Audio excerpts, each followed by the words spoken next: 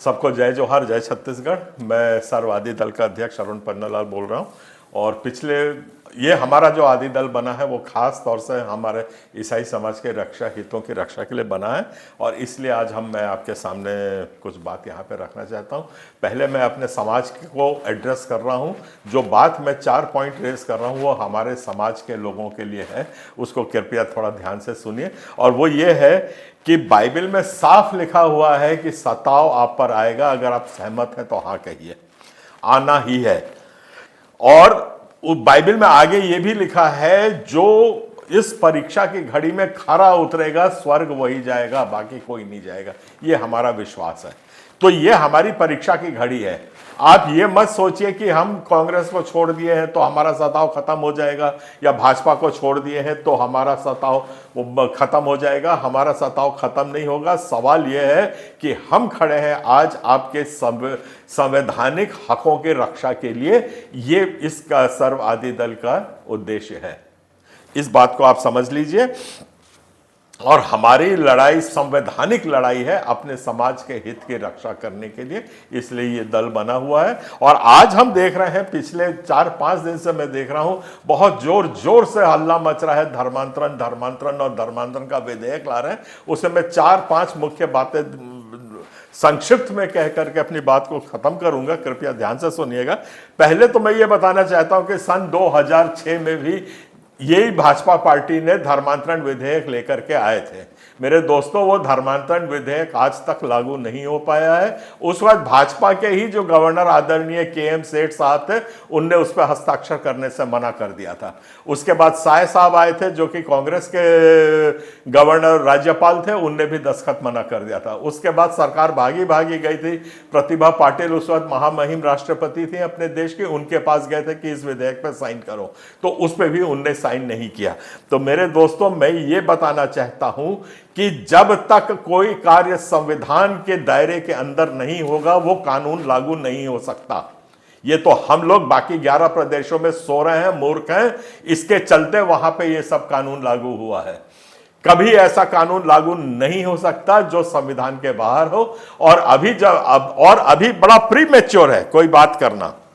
हमारे आदरणीय धर्म न्यास मंत्री जी ने बहुत जोर जोर से बोला है कि हम 20 साल सजा देंगे, फांसी लगा देंगे और क्या क्या कर देंगे। तो मैं उसमें थोड़ा सा ये बताना चाहता हूं, जब तक आपका मसौदा जो है वो संविधान के दायरे के अंदर होगा तो हम उस कानून का स्वागत करेंगे, हमें कोई आपत्ति नहीं है। जो अभी एक माहौल बनाया जा रहा है पूरे हमारे समाज के अगेंस्ट, ये बहुत निंदनीय है, बहुत इससे घृणा आती है।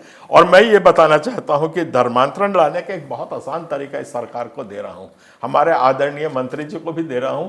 आप एक घोषणा कर दीजिए कि छत्तीसगढ़ में संविधान लागू नहीं है, हम संविधान को नहीं मानते हैं। आप कल के कल हम सबको अरेस्ट कर सकते हैं, कल के कल आप सब चर्च पे बुलडोजर चला सकते हैं, कल के कल आप जितने आपके बजरंग दल हैं और बड़ी बड़ी सेनाएं हैं वो सबको भेज के मार पिटवा सकते हैं, गला कटवा सकते हैं। बस एक लाइन की घोषणा कर दीजिए या विधानसभा में यह पारित कर दीजिए कि छत्तीसगढ़ में आज से संविधान लागू नहीं है और हम अपने मन मर्जी से काम करेंगे। ये घोषणा आप कर दीजिए, आपके ये हो जाएगा। दूसरी बात, मैं एक खुली चुनौती आपको सबको देना चाहता हूं, और एक खुली चुनौती यह है कि हमारे आदरणीय मंत्री जी पटल पे रखें, विधानसभा के पटल पे रखें, प्रेस कॉन्फ्रेंस से हमको बताएं कि 1950 से लेकर 2024 तक कितने धर्मांतरण हुए हैं। बगैर आंकड़ों के बेमानी है कोई भी बात करना। धड़ल्ले से हो रहा है, ये हो रहा है, तो उसका कोई आप सबूत पेश करिए, उसके आगे बात करिए।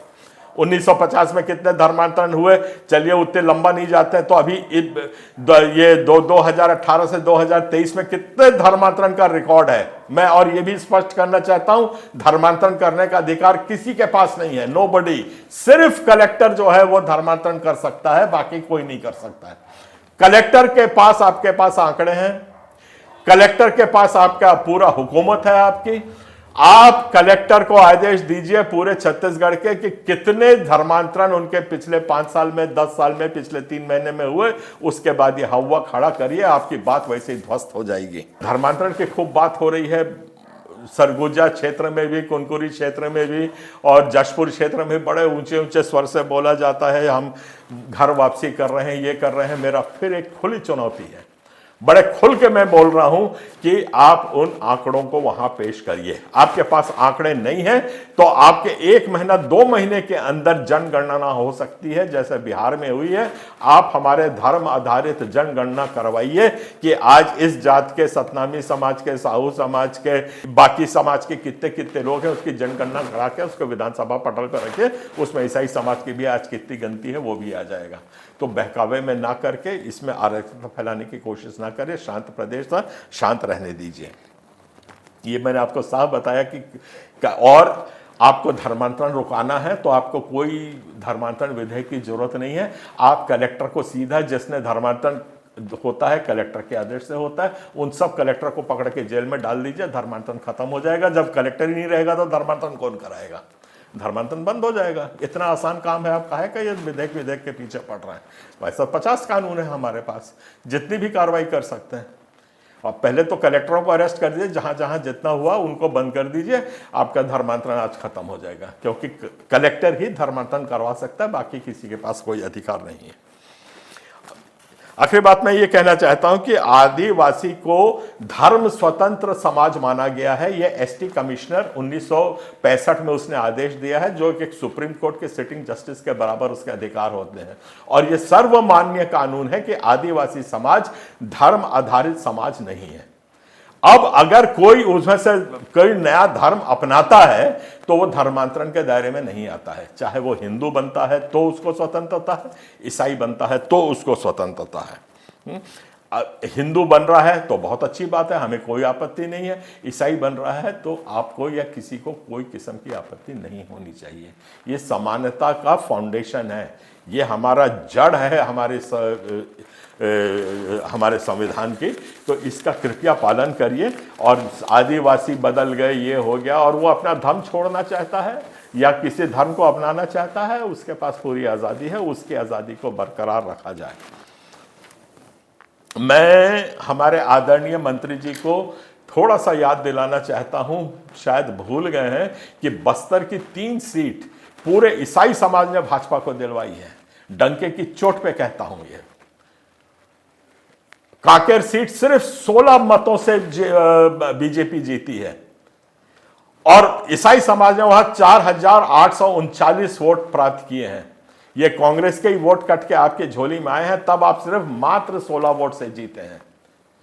आपको धन्यवाद देना चाहिए आज इस समाज को, जो आप इतना बड़ा हल्ला मचा रहे हैं। और वैसे ही चित्रकूट की सीट थी और वैसे ही अपना केशकाल की सीट थी, जिसमें और वहां के लोगों ने, वहां के जो आपके जिला अध्यक्ष है भाजपा के, वो लोग आके हमको धन्यवाद दिए हैं। तो उसके लिए वो तक धन्यवाद देने आ रहे हैं। मंत्री जी बोल रहे हैं कि नहीं, हम आज अब ईसाई समाज को प्रताड़ित करेंगे। ये आपस में जो आपका विरोधाभास है उसको पहले थोड़ा सा तय कर लीजिए और दूर कर लीजिए।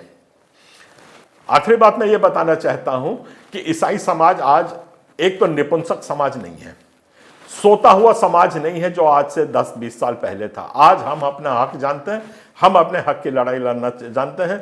2006 में भी हमने इस कानून को हराया है। आप चाहे तो फिर ला सकते हैं, हम बिल्कुल तैयार हैं।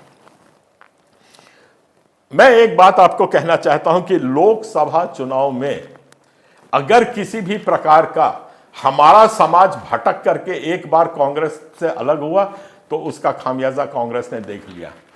अगर आप लोग इस किस्म की बात करके हमारे समाज को फिर भटकाना चाहते हैं, हम तो मार खाने वाला समाज है, तैयार हैं, मार खाते रहेंगे। पर लोकसभा में कोई भी नुकसान आपकी पार्टी को होता है, उसकी पूरी जिम्मेदारी मैं आदरणीय धर्म न्यास मंत्री के कंधों पर रखता हूं। वो इस किस्म के कानून नहीं ला सकते, इस किस्म का हवा खड़ा नहीं कर सकते जो कि गैर संवैधानिक हो। और इसमें अगर लोकसभा के चुनाव में अगर कोई फर्क आता है तो इसके लिए मैं पूरी तरीके से हमारे आदरणीय धर्म न्यास मंत्री जी को दोषी मानूंगा।